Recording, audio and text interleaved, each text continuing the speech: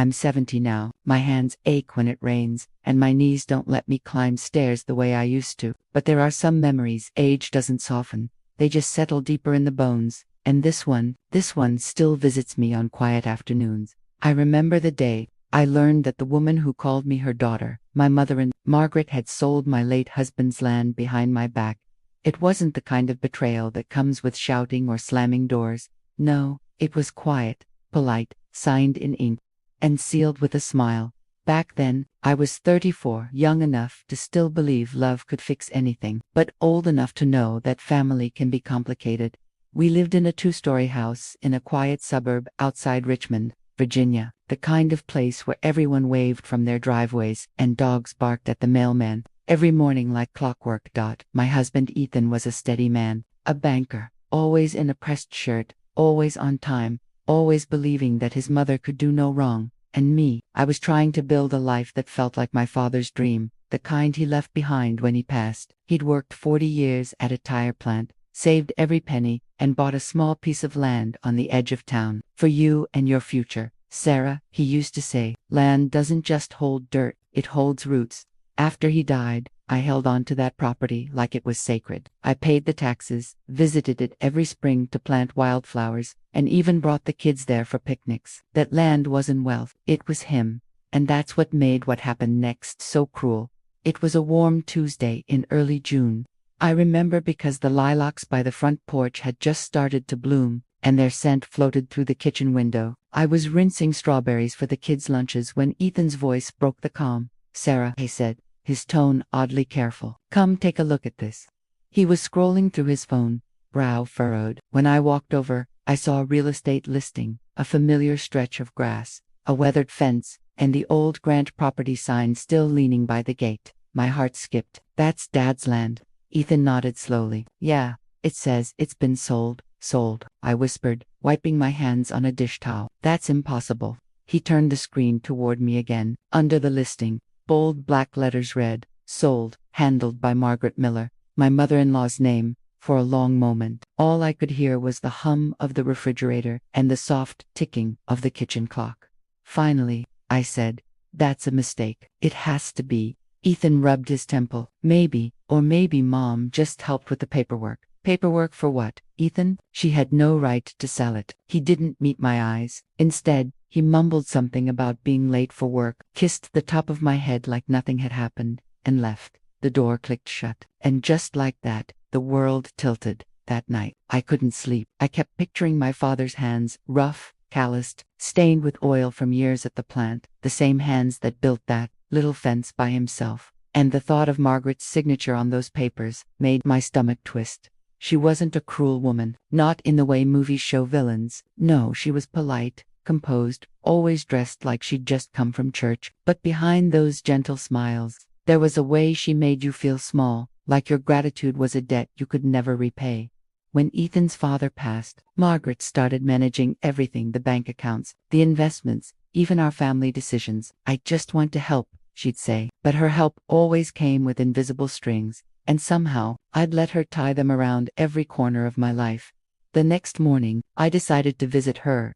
She lived 10 minutes away, in a white colonial with shutters. So clean, they practically glared in the sunlight. Her front porch smelled faintly of lemon polish and roses. She was always meticulous, even in grief.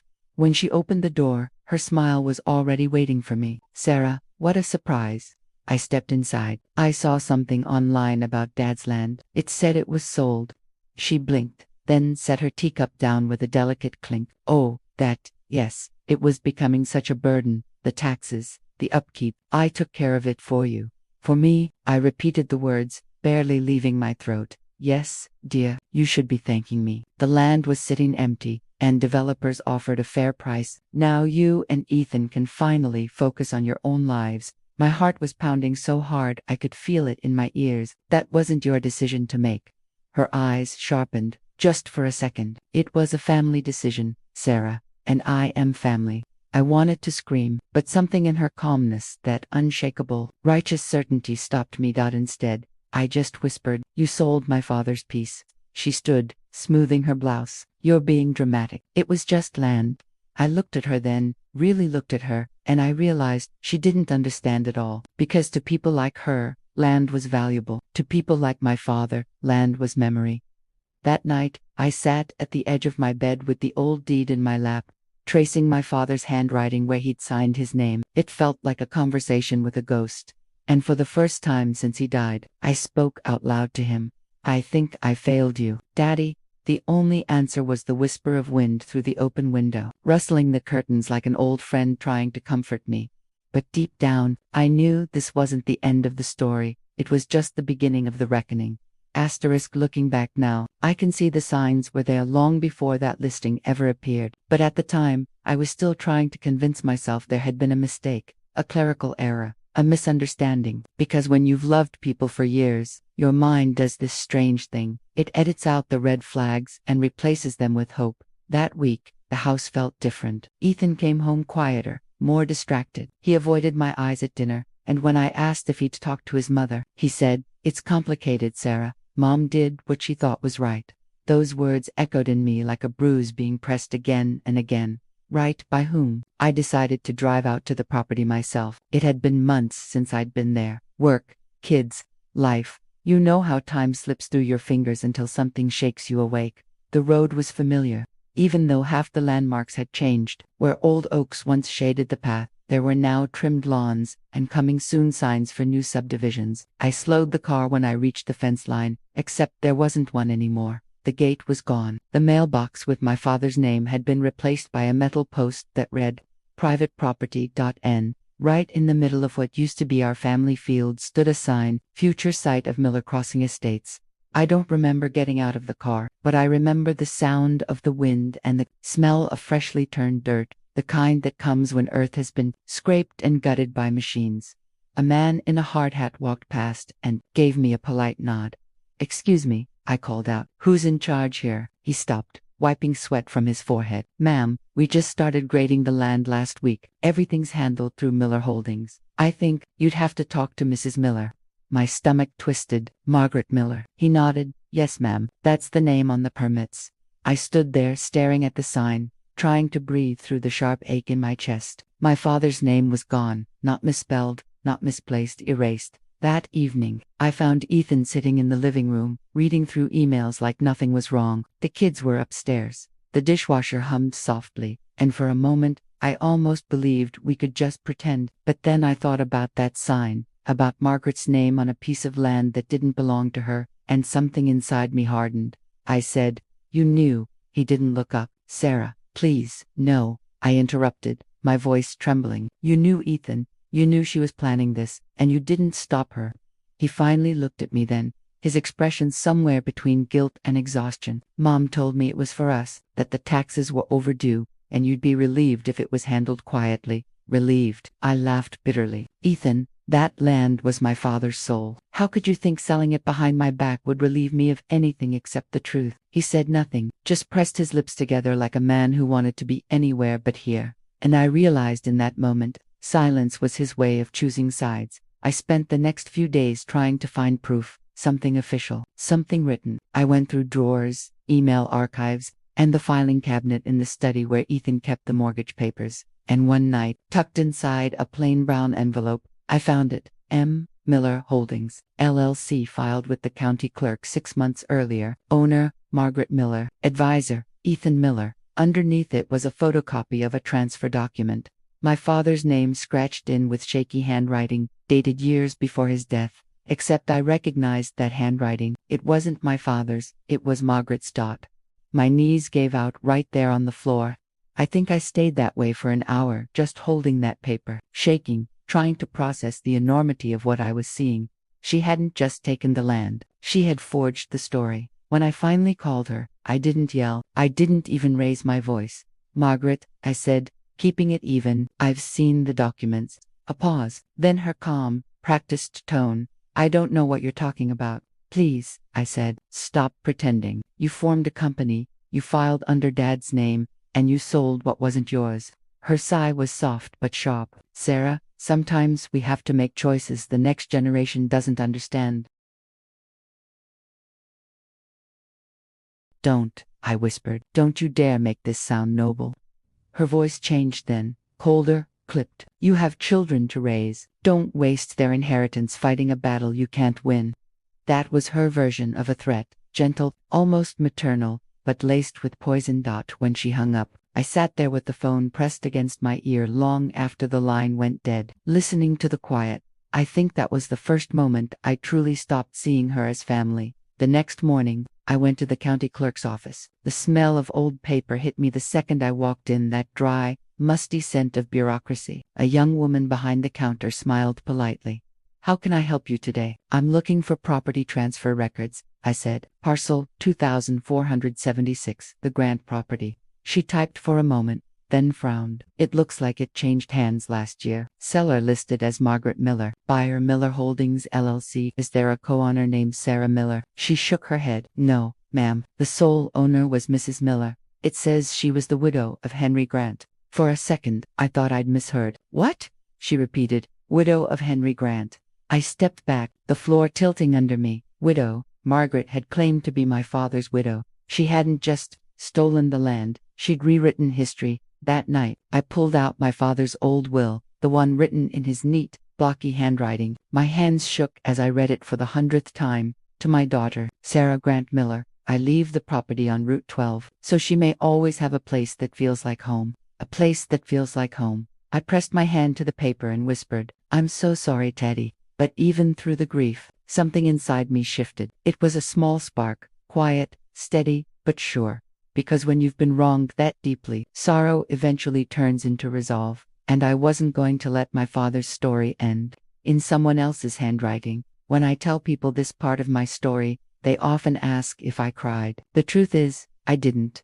By then, the tears had dried up somewhere between disbelief and anger. What I felt that night wasn't sadness anymore. It was clarity. I realized I'd spent years confusing politeness with peace, and Margaret had used that against me, inch by inch, signature by signature. The next morning, I put on my father's old denim jacket, the one that still smelled faintly of cedar and motor oil, and drove to the office of Michael Reed, my father's old attorney.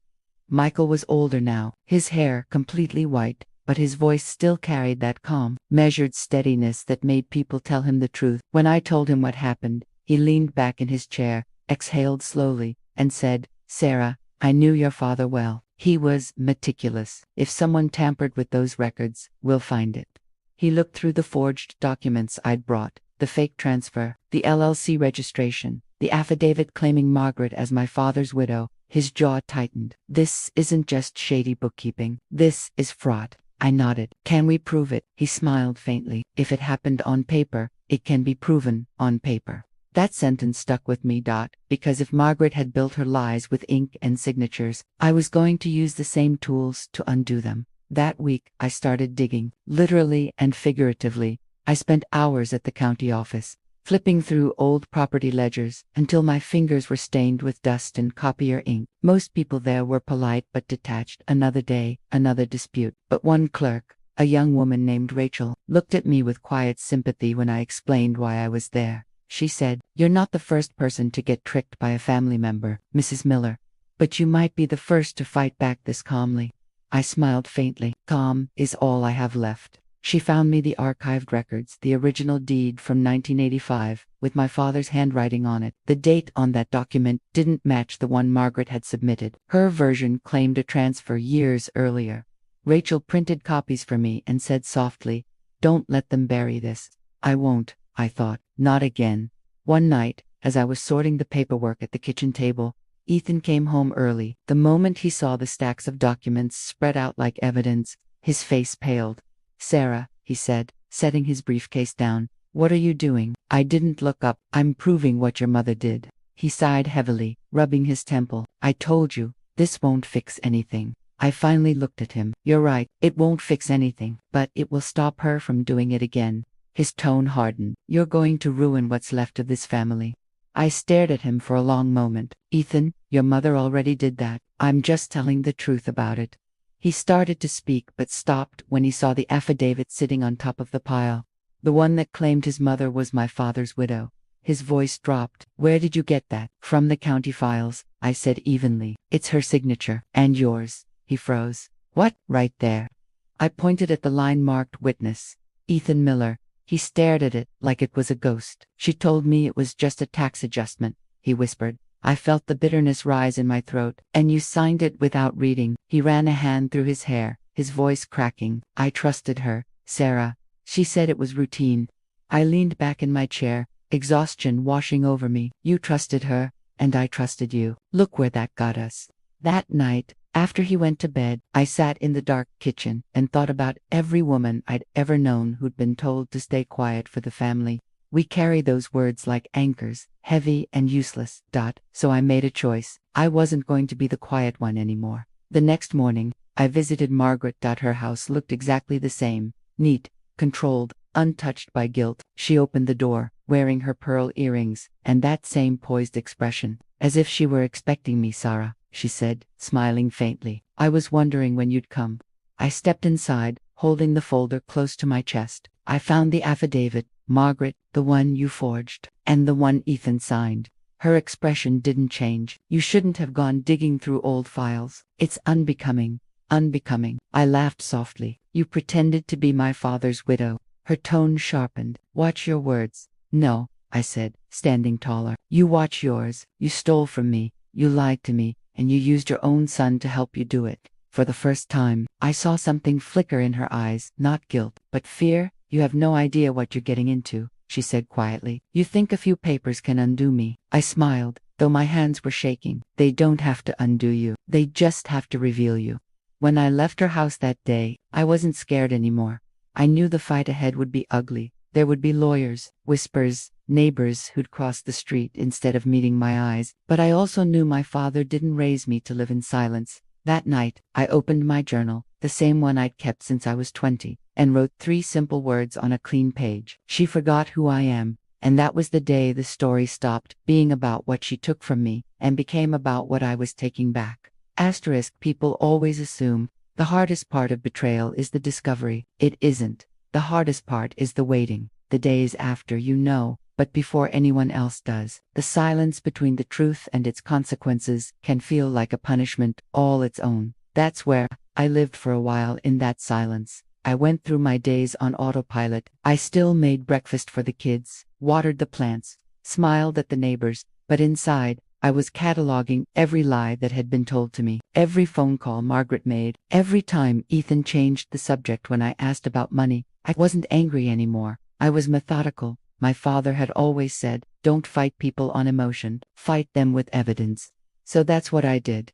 Boffed him, my lawyer, and I met every other day in his small book-filled office downtown. He'd sit behind his oak desk, his glasses perched on the tip of his nose, while I slid new pieces of proof across the table, bank statements, fake notary seals, transaction slips. He studied each one with a quiet focus. You're doing good work, Sarah. This is a solid trail. I smiled faintly. Funny, isn't it? All those years she called me naive. Turns out I'm the one who learned to read fine print. He chuckled softly. Revenge doesn't always need shouting. Sometimes it's just good paperwork. That line made me laugh. The first real laugh I'd had in months. At home, Ethan began to notice the shift in me. I didn't argue anymore. I didn't ask questions. I didn't try to fix what he'd broken, and that scared him more than any confrontation could. One night, he came into the kitchen while I was washing dishes. Mom says, you're trying to turn this into a legal case, he said, his voice tight. I'm not trying, I replied. I already have. He exhaled sharply. You're really going to drag our family through court? Our family. I turned, drying my hands on a towel. The moment you signed that fake affidavit, you chose your family. It just wasn't mine. He stared at me for a long time before whispering, she didn't mean to hurt you. That almost made me laugh. Ethan, intent doesn't erase impact. She forged a dead man's name. That's not a misunderstanding. That's a crime. He shook his head, muttered something about me being vindictive, and walked out. But I wasn't vindictive. I was done being silent. The next morning, I filed the official complaint. Michael had warned me that it might stir things up, that Margaret would retaliate, but I was ready for that. I'd spent too many years being caught off guard. Sure enough, by that evening, she showed up at my front door. The porch light illuminated her like a ghost from a past life. Pearl earrings, beige coat, hair perfectly curled. Sarasha said, her tone clipped. "We need to talk." I opened the door just enough to lean against the frame. "About your felony or your hypocrisy?" Her eyes narrowed. "You're making a fool of yourself. No one will believe you." I smiled, small, quiet. "Then I suppose you'll have nothing to worry about when the investigators come asking for your statements." She froze for just a second, then recovered with a practiced smile. "You always did mistake stubbornness for courage, and you always did mistake manipulation for wisdom," I said softly. "Good night, Margaret." Then I shut the door in her face. The next few weeks were chaos. Paperwork, depositions, meetings. Margaret's lawyers tried everything, claiming clerical errors, emotional distress, even suggesting I was mentally unstable from prolonged grief. They didn't realize grief doesn't make a woman weak, it makes her precise. When the investigators called me in, I handed them every document, every receipt, every notarized copy. Michael said later they were stunned by how complete my case was. "Most people come in angry," he told me. "You came in prepared." I smiled. "Anger fades. Proof doesn't." That day Ethan finally moved out. I watched from the kitchen window as he loaded boxes into his car. There was no yelling, no begging, just a quiet resignation between us. He came to the door once more, standing awkwardly, his hands in his pockets. "I never thought it would end like this," he said. "Neither did I admitted. "But then again, I never thought you'd help your mother steal from me either." He looked away. "She's all I have left." I nodded. "And this is all I have left of my father. So, I guess we're even." He didn't argue. He just left. The neighborhood started whispering soon after. Small town gossip has a way of spreading faster than wildfire. Some people pitied me. Others avoided me altogether. But a few, mostly women my age, gave me knowing looks. The kind that said, "We've been there too. We just never fought back." And that was enough to keep me going. The night before the court hearing, I couldn't sleep. I sat by the kitchen window, staring at the old maple tree in the yard. The same tree my kids had climbed when they were little. The same one that dropped its leaves too early every fall, like it couldn't bear to hold on to things that weren't meant to stay. I whispered to the darkness, "Tomorrow, Dad, tomorrow, they'll know." And for a moment I swear I could almost smell his cologne, faint and familiar, like the earth after rain. The next morning, as I stood in front of the courthouse, the sun broke through the clouds for the first time in weeks. I took it as a sign.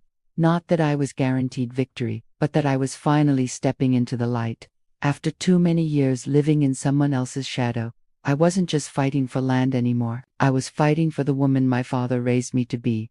And deep down, I think I already knew. Whatever the court decided, I'd already won something more important myself. The courthouse smelled faintly of old paper and polished wood, the kind of smell that carries history, other people's mistakes, other people's redemption. I sat in the front row beside my attorney, Michael's hands clasped tight in my lap. I wasn't nervous anymore, not exactly. It was something quieter, like the stillness before a thunderstorm. Margaret sat across the aisle with her lawyer, spine straight, pearls gleaming.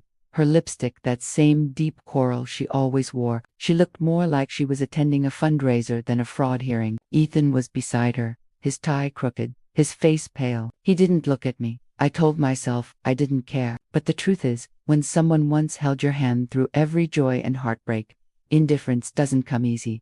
When the judge entered, everyone stood. The sound of chairs scraping against the floor echoed through the courtroom. I remember thinking how strange it was that after everything, the lies, the forged papers, the sleepless nights, it all came down to this single room.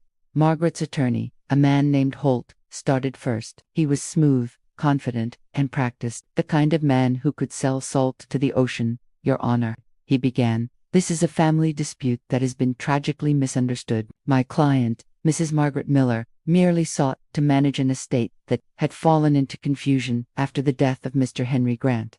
She acted in good faith to preserve family assets. There was no malicious intent." Michael's hand brushed my arm under the table, a quiet reminder to stay calm. When it was his turn, he rose slowly, his voice even but firm. "Your Honor, there was no confusion," he said. "There was forgery, there was deception, there was theft." He held up the forged affidavit. "This document claims Mrs. Miller was the domestic partner of the deceased Henry Grant. That is false. We have witness testimony, bank records, and even her son's signed statement confirming that she orchestrated the fraudulent transfer of a 10-acre property worth nearly $800,000 into her personal company." He turned toward me, and in doing so, she erased the rightful heir, her own daughter-in-law, Mrs. Sarah Miller, from her father's legacy. A murmur spread through the room. I could feel Margaret's glare burning into the side of my face, but I kept my eyes forward. When the judge asked if I wanted to make a statement, I hesitated for a moment. Then I stood. My father used to say the measure of a person isn't what they own, but how they honor what's been entrusted to them. I said. My voice shook a little, but I didn't care. That land wasn't just real estate. It was his sweat, his love, his time. It was where my children learned to chase fireflies, where my father taught me how to be brave, and when my mother-in-law forged those papers, she didn't just take land, she took a piece of who I was, of who we were. I paused, looking at Margaret then. Her eyes were cold, but there was something else underneath, a flicker of something I couldn't name. I'm not here to punish anyone, I continued. I'm here to set the record straight for my father, and for every person who's ever been told to stay quiet for the sake of family.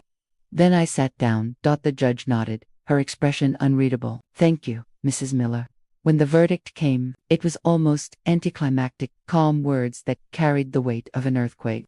The court finds sufficient evidence of intentional falsification and fraud. The sale of the Grant property is hereby declared void. Ownership will revert to the legal heir, Mrs. Sarah Miller. Further investigation into the false affidavit will proceed under the jurisdiction of the district court. The gavel struck once, sharp and final. I didn't cheer. I didn't cry. I just closed my eyes and exhaled, a breath I felt like I'd been holding for years. Beside me, Michael whispered, "It's over." But it wasn't, not really. Some things never end completely, they just change shape.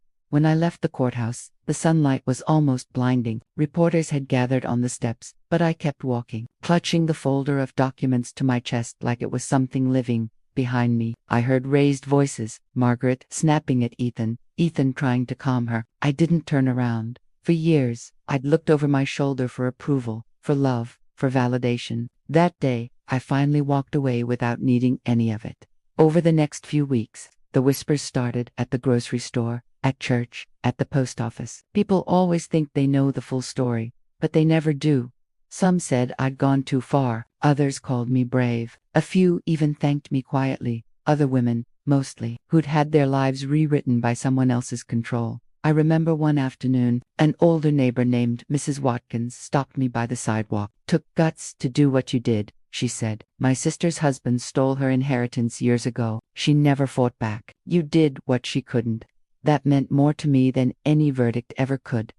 Ethan moved out of state not long after the trial. He said he needed space, but what he really needed was distance from the truth. We divorced quietly, without drama. The kids were grown by then, and though they loved their father, they understood more than they let on. As for Margaret, she lost her reputation, her social circle, and eventually, her home. I heard she sold it to pay legal fees. I didn't take pleasure in that, but I also didn't feel sorry. Some consequences aren't punishments, they're lessons finally catching up. A few months later, I visited my father's land again. The future development sign was gone, replaced by nothing but open grass and a few wildflowers pushing through the soil. I walked to the center, where the old maple tree used to stand, and knelt down. The breeze was warm, carrying the faint scent of honeysuckle. "I did it, Daddy," I whispered. "They tried to erase you, but I made sure your name stayed right where it belongs."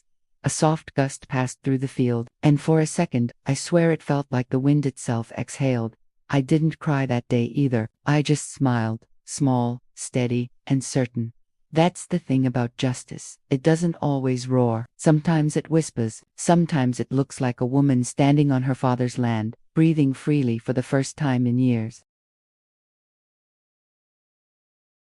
It's been more than 30 years since that trial, and sometimes it still feels like yesterday. Other times, it feels like something that happened to someone else entirely. A younger woman I used to be, one who didn't yet understand what survival really meant. Now, at 70, when I sit on my porch with my tea and listen to the crickets sing, I think about her, that woman I was, the one who shook in court but spoke anyway, the one who lost a husband, a home, and a sense of safety, yet somehow found herself again, in the quiet after the storm. In the years after it all ended, life became slower, not easier, but softer.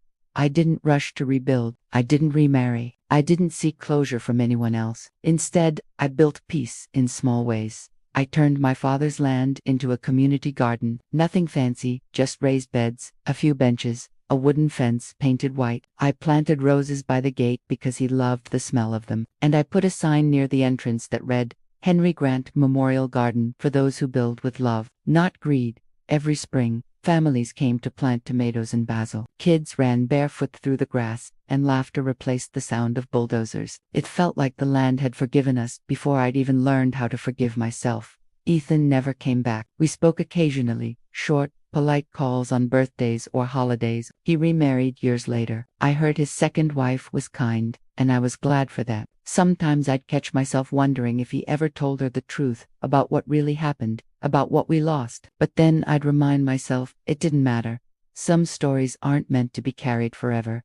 As for Margaret, she grew old, too, though I never saw her again after the hearing. One winter morning, nearly a decade later, I received a letter from her attorney. It wasn't an apology exactly, more like a confession wrapped in pride. She'd written, I don't expect forgiveness, but know that I loved my son, even when my choices hurt you. I only hope that when you think of me, you'll remember that people do terrible things out of fear, fear of being forgotten, fear of losing control. I read it once, folded it neatly, and placed it in my father's box of keepsakes, not because I wanted to honor her, but because I didn't want to carry hate anymore. Forgiveness doesn't mean you invite someone back into your life. Sometimes, it just means you stop letting them live rent-free in your heart. The land healed with time, and so did I. The wildflowers grew thicker every year, stubborn and bright. The soil that had once been turned over for greed now gave food to people who needed it. Sometimes, I'd see an elderly man kneeling to pull weeds, or a little girl planting seeds, and I'd smile. Because my father's land, his dream, had outlived every lie that tried to bury it. When my grandchildren ask me about that part of my life, I don't hide it. I tell them the truth, but gently. They call me Grandma Sarah, and they love sitting at my kitchen table with cookies and lemonade while I tell stories about the old days. Sometimes they ask, Grandma, weren't you scared back then? And I always smile. Of course, I was scared, but courage isn't about not feeling fear. It's about walking forward even when your hands are shaking. They nod solemnly, not fully understanding, but one day they will. There's a bench near the garden under a big oak tree. I sit there often in the evenings, watching the sunset turn the sky orange and gold. The air smells of grass and lilac, and the world feels right again. It's funny, for so long, I thought justice meant making things right in the eyes of the law. But true justice, I learned, is making peace with yourself. The world took what it could from me, but it couldn't take my dignity. It couldn't take my father's love, and it couldn't take the lesson I learned the hard way. You can lose everything you thought defined you, and still come out whole. Sometimes, when I close my eyes, I can almost hear my father's voice again. He used to say, land isn't just property, Sarah, it's memory, it's a promise. And now, when I walk through those gardens and hear laughter floating on the wind, I whisper back, you were right, Daddy, it's all still here. The older I get, the more I realize life doesn't give us closure with fanfare. It gives us small, quiet mercies, a morning breeze that doesn't hurt, a cup of tea that stays warm, a laugh you didn't expect. Healing doesn't mean forgetting. It means the memory finally stops hurting, and that's how I know I'm free. When I tell my story now, people often look at me with that tender sort of sympathy that says, I can't imagine going through that. But the truth is, you can. Most of us already have, in one way or another. Maybe not through forged papers or stolen land, but through betrayal that came dressed as family, through love that demanded silence, through loss that no one else could see. That's the quiet truth about life. It doesn't always break you loudly. Sometimes it just bends you little by little until one day, you realize you've been living crooked. And then you stand up, looking back. I don't think of what happened as a tragedy anymore. It was a transformation. It taught me that protecting your peace sometimes means losing people who were never meant to keep it. I learned that forgiveness isn't saying, what you did is okay. Forgiveness is saying, what you did no longer controls me. And I learned that a woman who's been underestimated for too long becomes unstoppable. The day she remembers her worth. Now, when I sit in my garden and watch the sunlight spill over those rows of flowers, I don't think about the lies or the losses. I think about survival, the kind that's quiet, graceful, and fiercely dignified. If you're listening to this, and you've ever been betrayed by someone you trusted, I want you to remember this. You can rebuild, you can start again, you can turn even the ugliest wound into something that blooms. Because strength doesn't always roar, sometimes it just whispers, I'm still here. So tell me, my friend, if someone you loved broke your trust, would you stay silent for peace, or speak the truth, even if it meant standing alone? Let me know in the comments. And if my story found a piece of your heart tonight, do me one favor, share it with someone who needs to hear that forgiveness and strength can grow in the same soil. Because that's what I've learned. After 70 years, even when they bury you in doubt, you can still bloom.